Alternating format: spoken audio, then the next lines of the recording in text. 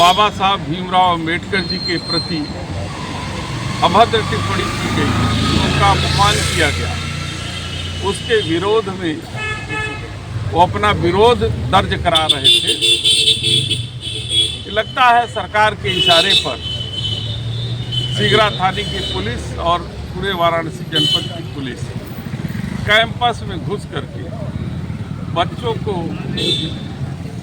गिरफ्तार कर लिया, ले जाकर के थाने में बंद कर दिया और दिन भर गुमराह करते रहे कि शाम को हम छोड़ देंगे, एफआईआर नहीं होगा। लेकिन अफसोस की बात है कि जब इस तरीके की कार्रवाई पुलिस करेगी तो पुलिस जो मित्र होने का दावा करती है कि जनता का मित्र, वो विश्वसनीयता प्रभावित होती है। और उसके बाद पता चला कि कई गंभीर धाराओं में छात्रों और छात्र नेताओं के ऊपर धाराएं लगा दी गई, एफआईआर दर्ज किया गया। उसी का हम लोग विरोध करने के लिए, उसी के संदर्भ में हम लोग यहाँ आए थे और लोगों ने कहा कि कैंपस के अंदर गिरफ्तारी तो पहले बिना कुलपति जी के आदेश के आपको नहीं करना चाहिए। दूसरा सवाल ये उठता है कि छात्र नेता हैं, न उन्होंने रास्ता रोका, न कोई रास्ते पर आए, तो फिर एम्बुलेंस के रोकने का सवाल ही कहाँ से पैदा होता है। जिस तरीके से पेशबंदी पुलिस करती है, उस पेशबंदी के तहत गंभीर धाराएं लोगों पर लगाई गई है। इनके भविष्य का सवाल है, आप इसकी जांच करा लीजिए और इनके ऊपर से लगी गंभीर धाराओं को आप तुरंत तत्काल हटाइए ताकि बच्चों का भविष्य जो है खराब न हो। क्योंकि उसमें से कई छात्र ऐसे थे जो पीएचडी भी कर रहे थे, कई छात्र ऐसे थे जो अच्छे स्टूडेंट थे। तो इस तरीके से छात्रों के जीवन के साथ खिलवाड़ पुलिस न करे और इसकी पूरी गंभीरता से जांच। सांसद जी, जिस तरह से अमित शाह ने बयान दिया है, इस बयान को लेकर विपक्ष में आप लोग काफ़ी नाराजगी व्यक्त कर रहे हैं, तो दूसरी तरफ आप लोग इस्तीफे की मांग कर रहे हैं, तो दूसरी तरफ विपक्ष के नेताओं पर मुकदमा भी दर्ज कर दिया जा रहा है। देखिए, ये ध्यान को डाइवर्ट करने की एक भारतीय जनता पार्टी का कला है और वो इसमें बहुत माहिर है। जो उनके दिल के अंदर था वही जुबान पे आ गया।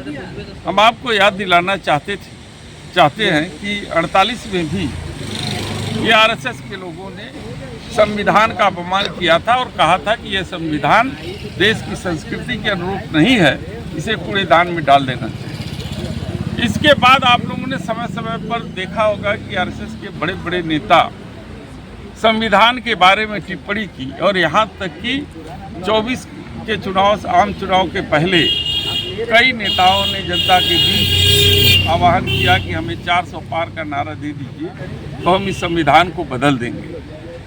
संविधान हो सकता है मनुवादियों के लिए ईश्वर न हो, लेकिन देश के 85% लोगों के लिए भगवान से कम नहीं है। ये उनके जीवन में बढ़ोतरी लाता है। संविधान है कि उनको न्याय दिलाता है, संविधान है कि उनके बच्चों को उनका अधिकार देता है, संविधान है तो तमाम ऐसे लोगों को जो हमारे संविधान में लिखा है, गैर बराबरी को ख़त्म करने, छुआछूत को ख़त्म करने और उनको मान सम्मान से जीने का अधिकार देता है, इसलिए ईश्वर से कम नहीं। सांसद जी, जिस संविधान की बात कर रहे हैं, छात्र भी जो है संविधान यानी बाबा साहब भीमराव अम्बेडकर की तस्वीर लेकर थाने पर पहुंचते हैं तो थाने पर छात्रों को घसीट कर कहा जाता है चल नेता बनेगा क्या।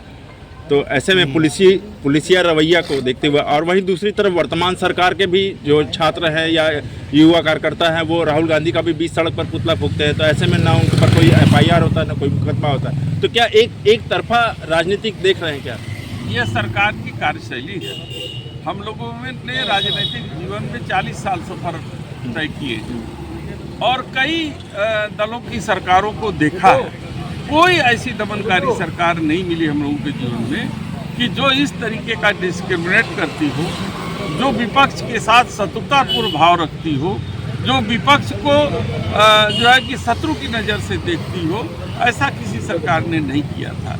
इसलिए अगर ऐसा सरकार कर रही है या सरकार के इशारे पर पुलिस कर रही है तो इसमें आश्चर्य जताने की कोई ज़रूरत नहीं है। ये उनके कार्य करने का तरीका। आखिरी हमारा प्रश्न रहेगा, रही बात अब पुतला फूकने का मतलब वर्तमान सरकार भी पुतला फूक रही है, विपक्ष के भी लोग पुतला फूक रहे हैं। अखिलेश जी भी बोले थे कि अगर आप हमें इजाज़त देंगे तो हम आधे घंटे में 600 पुतला फूक दें। मतलब अब क्या जनता पुतला फूकाई अब देखेगी या राजनीति आगे देखिए, बढ़ेगा? आप शायद पहली बार देख रहे होंगे और हम लोगों ने सदन के अंदर देखा कि जेपीसी की मांग विपक्ष के लोग करते हैं। सत्ता के पास तो वो अधिकार संरक्षित है, इस अधिकार से जनता ने दिया है, वो बहुमत में है, सरकार है, उनके नेता जेपीसी की मांग कर रहे हैं। तो क्यों कर रहे हैं? इसलिए कर रहे हैं कि किसी मुद्दे से कैसे ध्यान भटकाया जाए। जब राहुल गांधी जी ने कहा कि अडानी के मुद्दे पर जो है कि जेपीसी बैठाई जाए और जिस तरीके से अमेरिका में एफआईआर हुए हैं उसकी पूरी जांच हो, तो उन्होंने सरोज का मुद्दा उठाया। कहा सरोज के बारे में जेपीसी का, हमके जेपीसी गठित क्यों नहीं कर देते? आपको उठाने की क्या जरूरत है सदन में? आप तो सरकार हो। तो इस तरीके की कार्रवाई करके ध्यान भटका करके इस सदन को बाधित करने का काम समय समय पर भारतीय जनता पार्टी के लोग करते हैं। इसको पूरा देश देख रहा है और आने वाले समय में जनता संसद में भी जो है तेरा धक्का मेरा धक्का, देश हक्का बक्का, मतलब बड़े बड़े चैनल भी इस तरह का चला रहा था। क्या अब धक्के की बस बारी रह गई है? अब सवाल ये उठता है कि विश्वास कितना किस पर है। क्या आप विश्वास करते हैं कि राहुल गांधी किसी को धक्का दे सकते हैं? राहुल गांधी ऐसी जो है इस तरीके की हरकत कर सकते हैं? वो लोग आईसीयू में भर्ती हो गए सांसद जी। साहब, मैंने देखा है कि दबाए हैं बाईं तरफ, चोट लगा बाईं तरफ, पट्टी लगी दाहिनी तरफ, तो इसको क्या कहेंगे? अम्बेडकर जी का आप लोगों ने आरोप लगा, जिस तरह से अमित शाह ने अम्बेडकर जी का अपमान किया है, आप लोगों ने आरोप लगाया, उन पर मुकदमा नहीं दर्ज हुआ। आप लोग लोकतंत्र में संविधान की दुहाई दे रहे हैं और दूसरी तरफ राहुल गांधी पर कई गंभीर धाराओं में मुकदमा दर्ज कर लिया गया। तो क्या इसे दोहरा नीति कहा जाए? अरे कहावत है, कही गई है ना, सरकार भी तुम्हारा,